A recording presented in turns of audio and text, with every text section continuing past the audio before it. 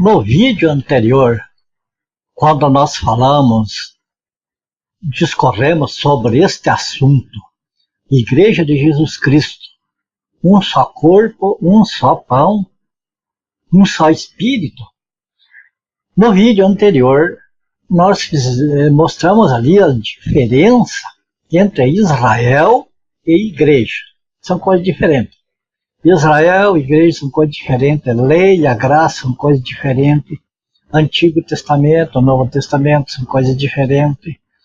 Então, nós falamos sobre o que Jesus falou, né? o que ele anunciou, o reino, o evangelho do reino, enquanto que para a igreja é anunciado o evangelho da graça.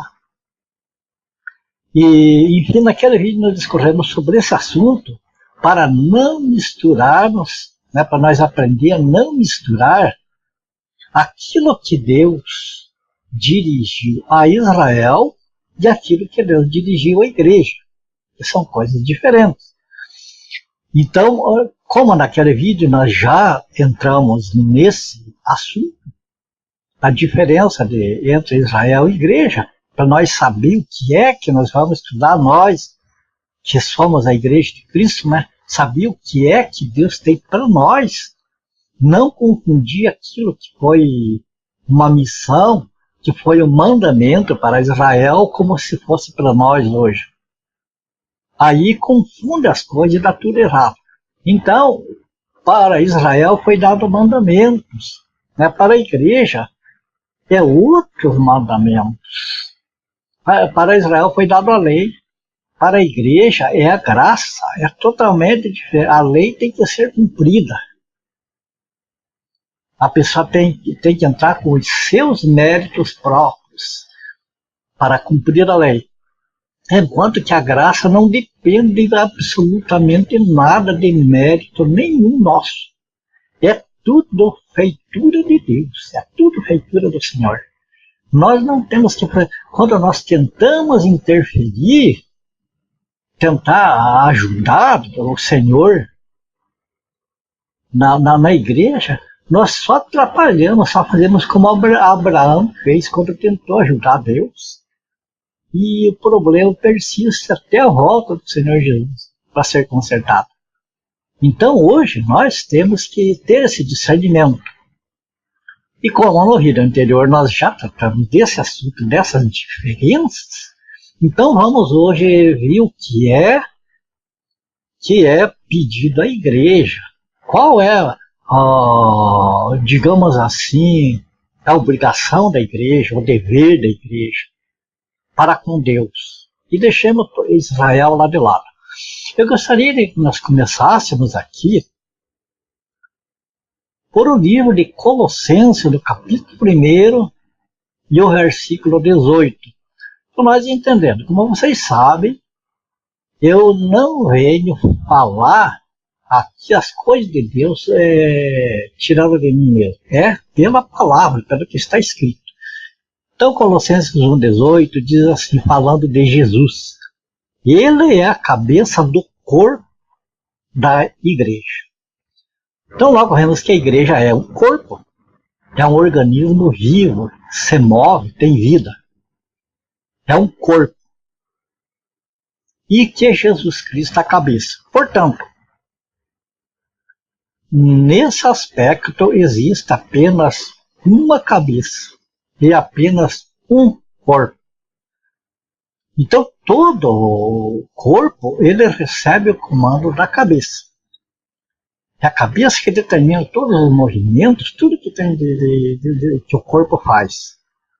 Então a igreja de Cristo não recebe comando de outra cabeça que não seja Cristo. Se tiver recebendo comando diferente do comando da cabeça que é Cristo, então não é o corpo de Cristo. E o corpo de Cristo não está dividido, é um só.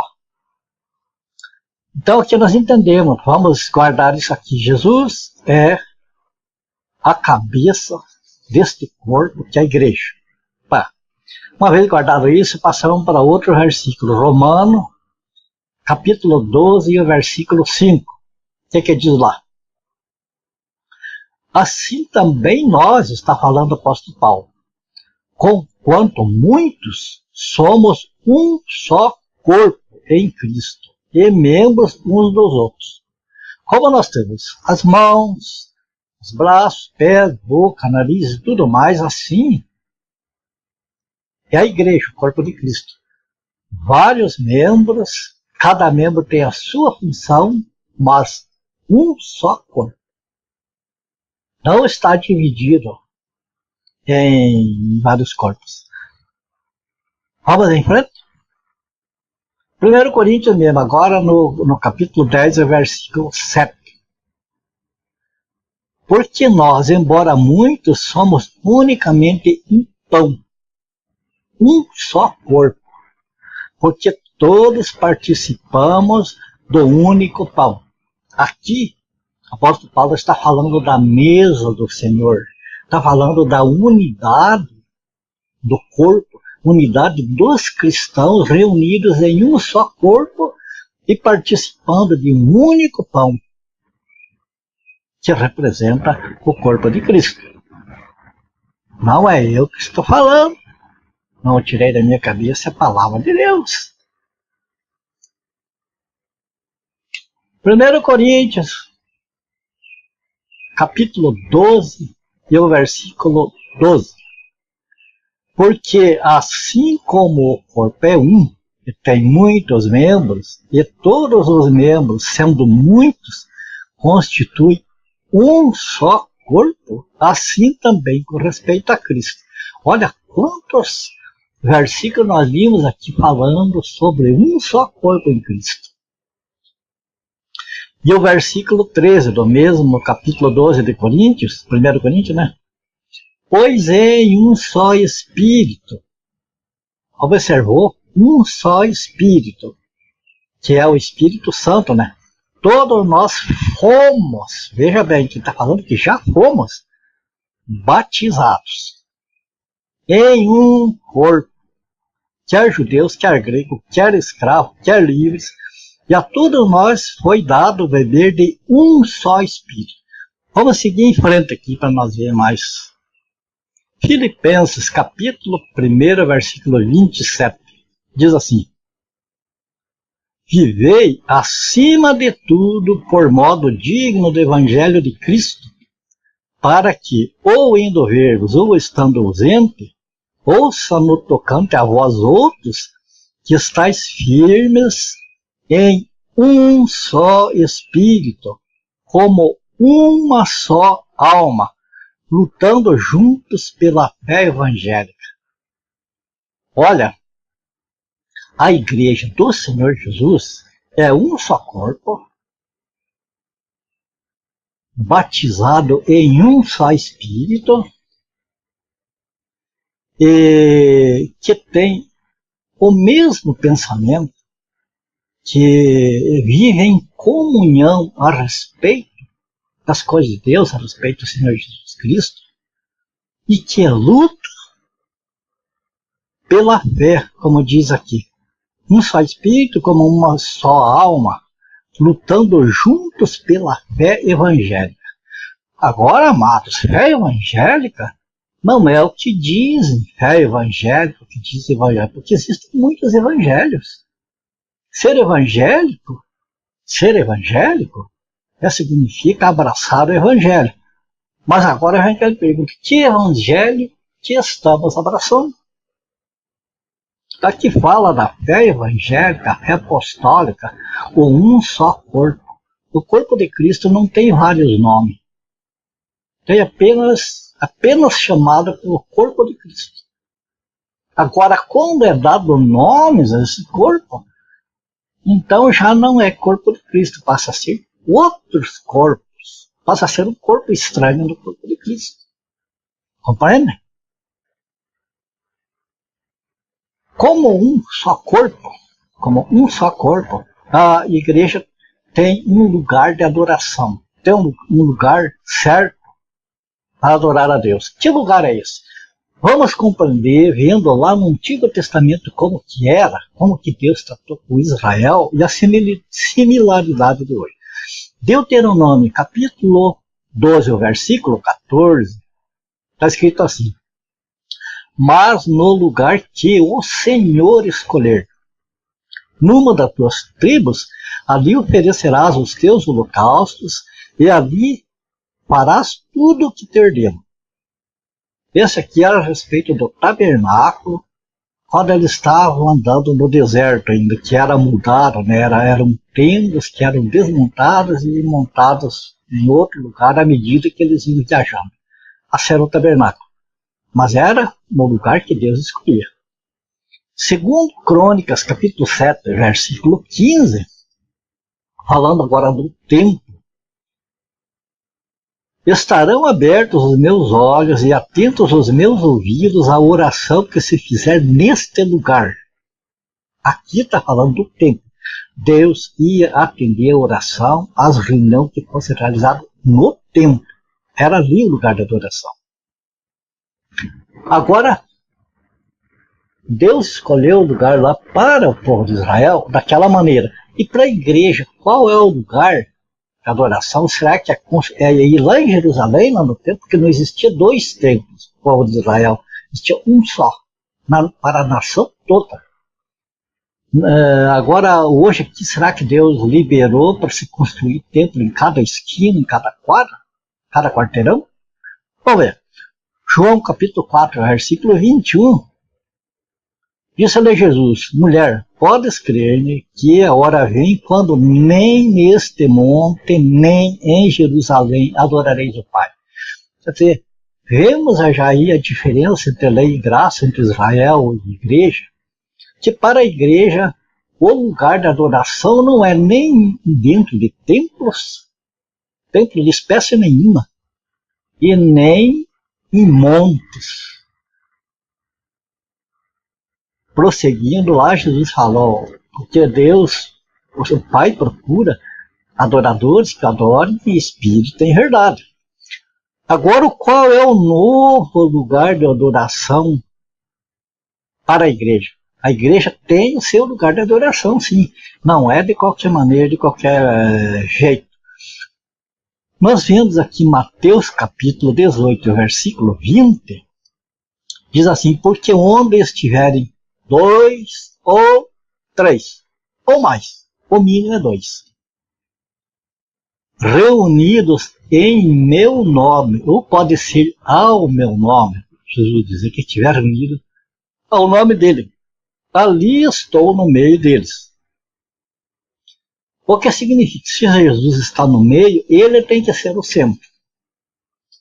Ele tem que ser o centro. Ele tem que ser a atração naquele lugar. Então, este é o lugar de adoração. Então, aprendimos hoje, eu aprendi com as escrituras, você que está até agora aqui me acompanhando, também está aprendendo junto comigo das escrituras, né? Que a igreja do Senhor Jesus, ela não tem nomes, não tem vários nomes, a igreja tal, igreja tal, igreja tal, onde estão tudo divididos. Uns acreditam de um modo, outros acreditam de outro, uns dizem que é assim, outros dizem que é assado, e não há uma união. Então, se não há uma união, como pode ser um corpo? Então, um corpo, a igreja do Senhor Jesus, ela é aquela igreja que está no mundo todo, as pessoas reunidas ao nome do Senhor Jesus. Não é, hoje vamos fazer um culto aqui na igreja A, B, C, e vamos nos reunir tal hora, e daí abrimos este culto em nome do Senhor Jesus. Não, isso não é em nome do Senhor Jesus, porque é um outro corpo.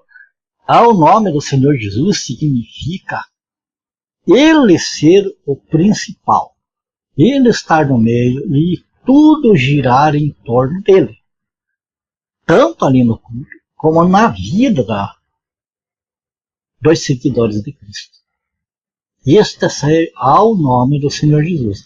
Então, o lugar, então vemos que a igreja é um corpo, formado por vários membros, quer dizer, de todas as nações, todas as raças, todas as línguas, onde estiver 2 ou 3 reunidos, que o Senhor Jesus for o assunto principal, for o centro, onde o Espírito Santo determina quem que fala, quem que não fala, o que fala, como que é, como que não é, quando é tudo determinado pelo Espírito Santo, obedecendo a palavra do Senhor, então este é o corpo, porque todos, no mundo inteiro, em qualquer parte, comunga do mesmo Espírito.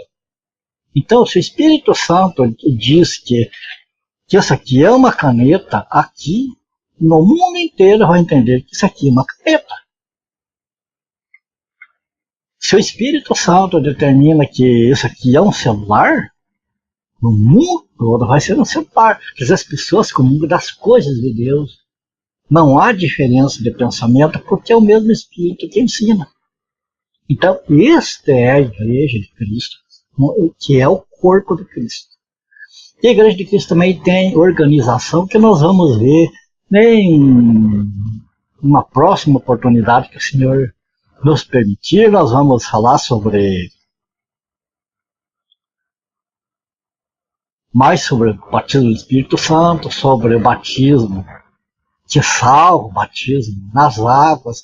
Então, eu vou falar sobre a ceia do Senhor, um só cálice, um só pão.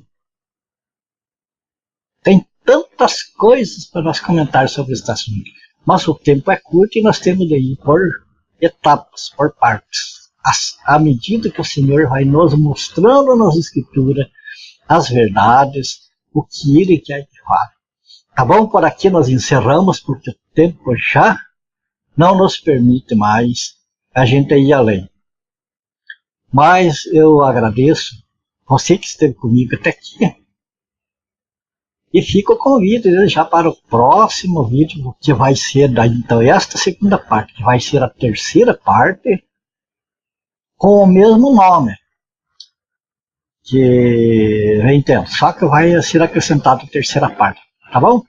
Fique com Deus, e se for da graça do Senhor, no próximo vídeo, estamos aí, estamos juntos novamente e vamos estar aprendendo do Senhor.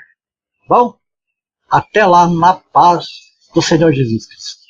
Até!